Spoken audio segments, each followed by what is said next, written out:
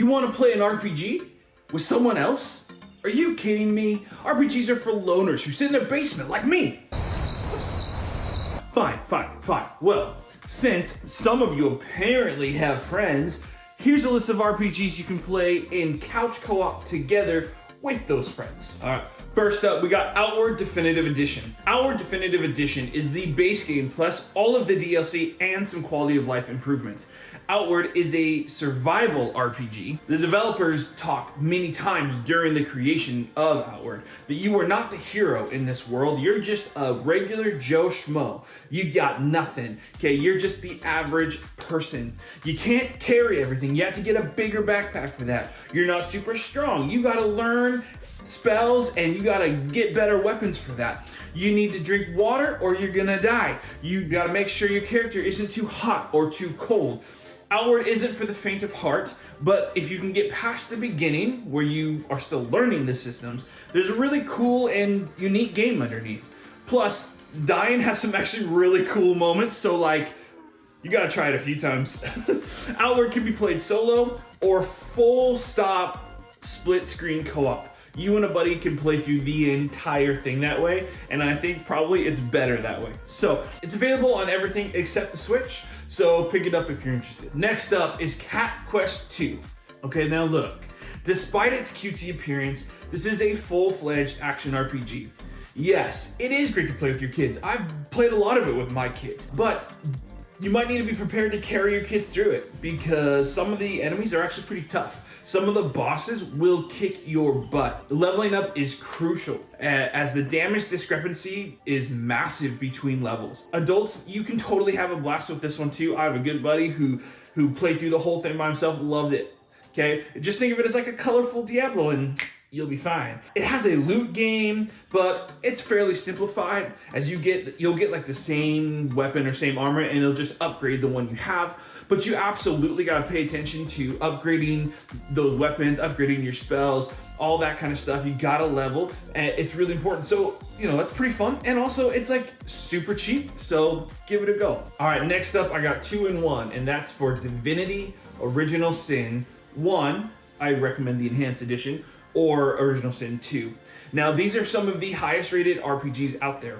These are a bona fide old school CRPGs. Okay, if you don't know what that means, it's dumb. It usually means computer RPG, but that's really stupid. So think of it more like classic RPG, like we're talking, Baldur's Gate or something like that, okay? These games have deep lore and an expansive story. They have complex mechanics and intricate battle systems.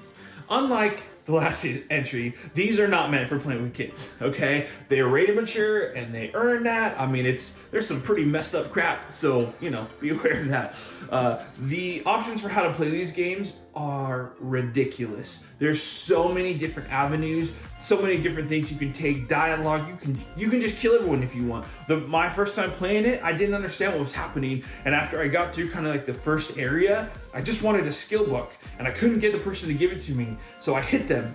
And then the entire town attacked me, and I somehow lived. I was like an archer, and I got on this like tower and just shot them, killed everyone, and looted all of their bodies and left. Like, you can do whatever. So these games are really super cool. They're really engaging.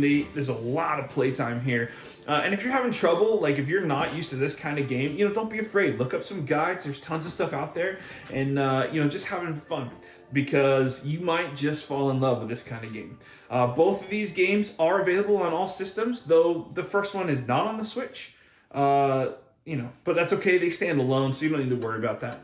But check them out. All right, coming up next, we got Dragon's Crown Pro. Now, this is a Vanillaware game coming from Atlas. These guys are like the best 2D art guys ever. I love their art style. It looks so good. It's just really gorgeous. But this one plays kind of like an old style beat 'em up. The combat is pretty intense. The music is top notch. You can totally play this one alone, but you can partner together. You guys play on the same screen, beating up the dragons and stuff. It's super good. You fight dragons, ghouls, all the good fantasy stuff. You pick one of the 6 classes. You can try different play styles. It's got a lot of replayability that way. This game was originally on the PS3 and Vita, but now it's been completely kind of redone and up-res and all that to work in full 4K, and it just looks ridiculous. This one's available only on the PlayStation, so PS4, PS5, either way. But it's often super cheap. As of recording this, I think it's on sale for like $4. Although that might end by the time the video comes up, so sorry. But if you just watch it, it goes on sale all the time. So, check it out. All right, now here's kind of a cheat. Okay, this is the Borderlands series. That's 1, 2, 3, and Tiny Tina Wonderlands. This whole series can be played completely in co-op. So you pick one of your classes. I think in Tiny Tina's you get to make your own character, but you go through, it's a giant looter shooter RPG. There's tons to do, tons of side quests, loads and loads and loads of different weapons, loadouts you can carry. You get powers and you level up and increase whichever powers you like. There's tons of replayability with that, but these games are made for co-op. Okay, one of the best gaming experiences in my life was playing Borderlands 2 with my brother. We played through almost the entire game together, beating the last boss, experiencing that together was so cool. So I can't recommend these enough. It's a very different style than the others on this list, being that it's that first-person shooter. So those aren't usually my kind of games. So, if they're not yours, don't just nix it right off the bat. Again, a lot of these are pretty cheap nowadays. 1 and 2 you can get in a pack together for like 10 to 20 bucks. 3 goes on sale for like $5 to $10 all the time. Tiny Tina's I think is still a little bit more, but just watch, that'll go down too, I'm sure. So grab them. You can grab, if you end up liking it, that's like 4 games you can spend tons of time in, and they are great co-op games. So give those a look. All right, next up we got Stardew Valley. Now this one again has its own kind of unique flair because it's really more farming sim, but there are RPG elements. You do have combat, you do kind of build everything up, but it's fully co-op. You have to each start your own and have your cabin set up, but after that you can just join each other's game and play and play and play. These games, I know people who play this game for thousands of hours, just never stop. So, that's your kind of thing. Like, this could be really cool. This could be a huge time sink for you. You could just pour it in and have tons of fun for a really long time. There's so much to do. It's got the really good, chill vibes. It's not high stakes or anything. So you just get in there, have some fun, chill out, you boot it up whenever you need to take a breath or just mellow out and have a good time with it. So again, it's a good 2-player opportunity. You guys can play together and have a good time. So check that one out if you're interested. All right, Baldur's Gate 3. Now this one isn't out yet, but it's going to be releasing on PC and PS5 August 31st. And they said that they're working on the Xbox Series version, but it's just not ready yet. Now, this one is done by Larian Studios. These are the same guys that made the Divinity games we mentioned earlier, okay? So it's in good hands. This has had a long-running early access where they've been gathering feedback, making changes, adding stuff, taking stuff. It just looks so good. All of the reviews from people who've been playing early access have super high marks. People I know who've been playing it love it. It has so many options, so many different classes and ways to play. The combat looks tremendous. I'm super excited about this one. I love the options and the classes and the art style. Like, it looks really good, right? It's like taking the Divinity games or the old Baldur's Gate games, bringing them up into a much more modern 3D RPG, turn-based stuff. Man, it just looks so good. You can't go wrong with this one, so keep an eye out on it. It's gonna be sweet. Well, continuing on with games that aren't quite out yet, how about Diablo IV? Now, this is the grandfather of action RPGs. Okay, this is the 4th installment of this long-running series, but this time you get to customize your character, which I think is exactly what they needed to do. You gotta be able to customize your character in these games. So having that, you're gonna go on the loot grind, you go with your skill trees, level up, build your character, get all the loot you want, it's gonna be awesome. People who played the beta have had mostly really good things to say. A few little nitpicks here and there, but most of them have really enjoyed it from what I've heard. It's looking pretty darn good. And if you can't wait till June, there's also another one, Diablo 3. you can get invested in that first and then hop on 4 whenever you're ready after it comes out. It's supposed to come out June 6th on all major platforms. I don't think the Switch though, so, you know, get on a better system. Just kidding. But yeah, so just remember, if you lose thousands of hours to this game and your partner gets mad at you, don't blame me. Don't point the finger. That's you. All you, buddy. All right, next up we have For the King. Now this is a strategic RPG that blends kind of tabletop and roguelike elements in a challenging adventure that spans the realms. You set off on a single player experience or play cooperatively. You can do it online or locally, whichever. This game has a really unique art style and gameplay. It's like nothing else really, which makes it super cool. But because of that, I would maybe recommend you watch some gameplay or reviews just to see if it's up your alley or not. It's not very expensive, but still, you just want to make sure before you go buying something, if it's something you would like. A good friend of mine played through it with his wife and they loved it. So if it's your thing, it might be really, really good. I also know some others who didn't even make an hour and before they shut it off and never turned it on again. So, you know, you got to kind of pick your battles, pick your poison, whatever. But if you like it, it might be good for you. All right, coming up next, we have Secret of Mana. Now this is an old school action RPG from the Super Nintendo days, and it's brought up to more modern. I wouldn't say modern, but more modern visuals. And it's on the PS4 and PC, I believe. To be honest, I don't think the remake holds as much charm as it should. The original has so much nostalgia for a lot of us. It just holds a certain amount of charm to it that just kind of makes you fall in love. Now, the remake is still good. There's elements of it that are bad. You might want to turn off the voice acting or whatever. Like, that part's kind of rough. Some of the animations are a little rough. But the game itself still holds up. Just the gameplay, the story beats.